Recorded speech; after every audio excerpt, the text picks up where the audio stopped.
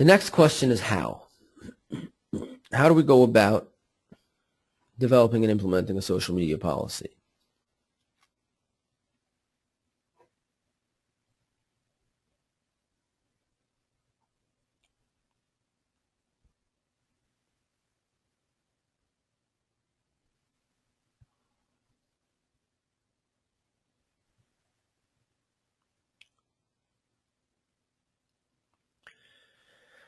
So it's important to understand when implementing a social media policy that whoever's involved, whatever staff is involved in the social media effort, this is their business. That's all. Every day they come into work, they build relationships. And it's important that social media is integral to the work rather than in addition. This is the work. The success of the job or the failure of the job is dependent on the success or the failure of the social media effort.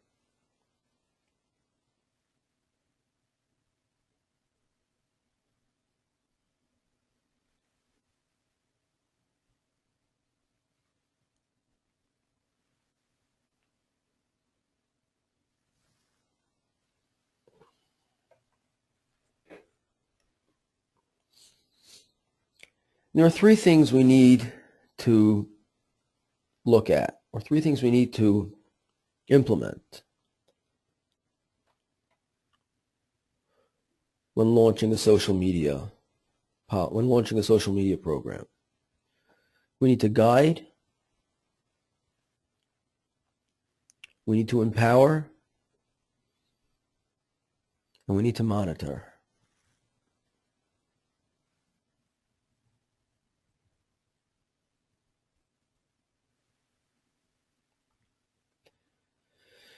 We need to create and use social media guidelines.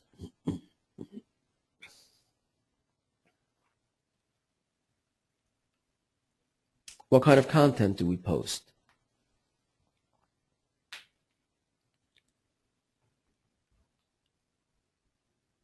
What do we allow users to do with our content?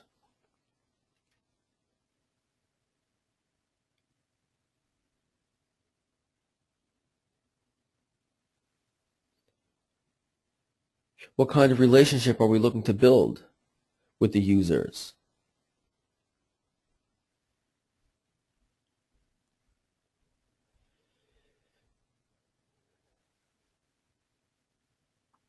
Next, we need to empower the staff to participate.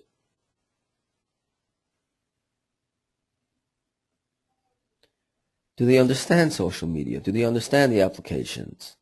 Do they understand Facebook, Twitter, YouTube, Flickr?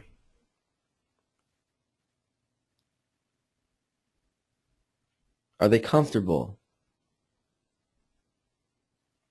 using those applications?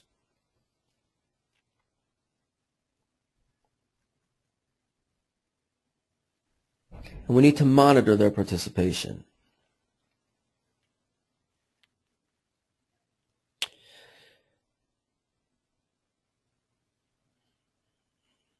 Now, any of these social media applications that we might want to use, it's important to understand that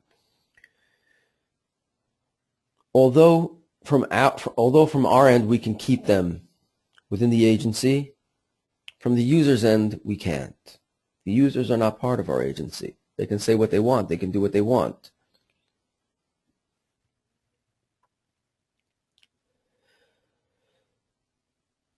And in building relationships with those users, it's important to maintain the balance of the interagency culture with the out-of-the-agency culture. So we need to monitor gently the participation, because it's impossible to impose the strict internal agency culture on those building relationships with the outside world, because they're two completely different cultures, and a balance has to be maintained.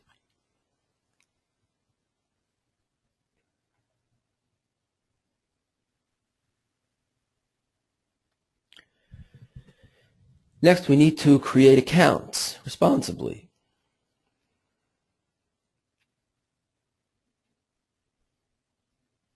Use dedicated sign-up accounts.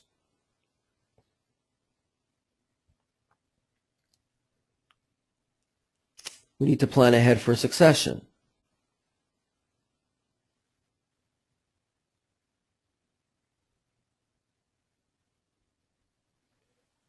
And we need to build in redundancy.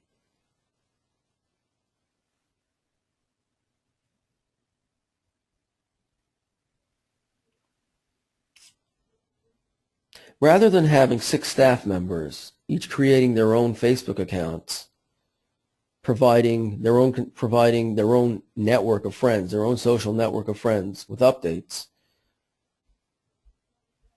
we need a dedicated agency sign-up account.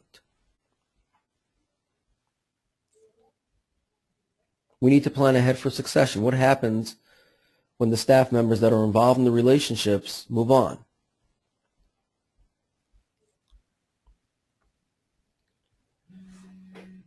And we need to build in redundancy.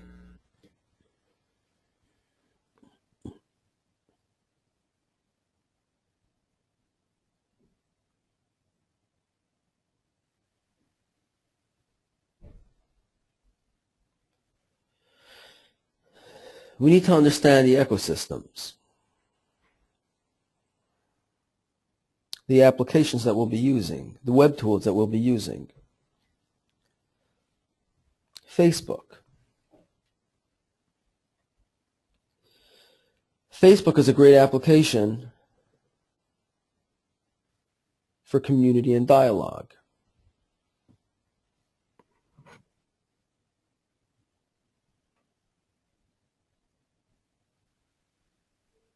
Twitter.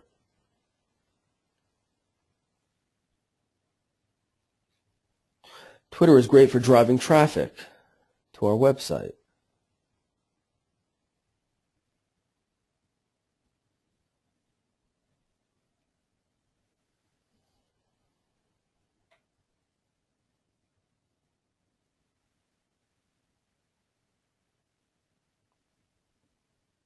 Email. That's great for making the sale. One of the people within our Facebook community is a passionate donor. We provide him with Twitter updates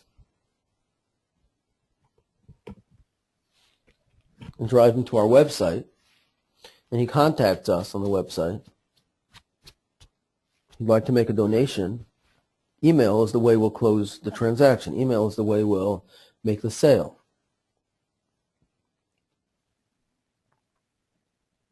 YouTube. We post little clips of our agency, of the events within our agency. That's great for confirming passion.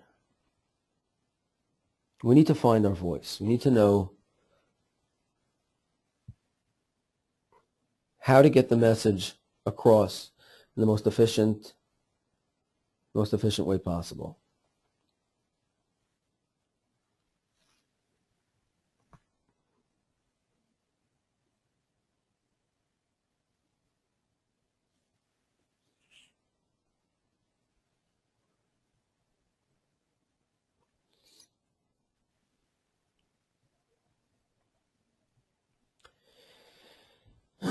Now it all starts with our website.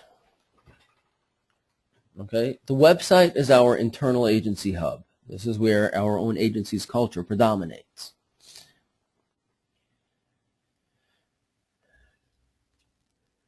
We may have a blog where we post news updates, or we post comments, we post editorials. The website or blog is our own internal agency hub. That's where our own internal agency culture predominates. It's our brand. It's our narrative. It's our events. It's our home.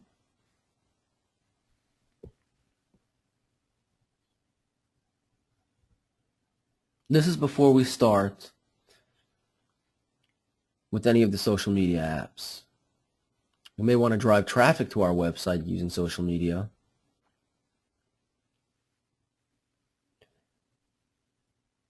We may want people using more features on our website and encouraging them using through social media. But the website itself is predominated by our own internal agency culture.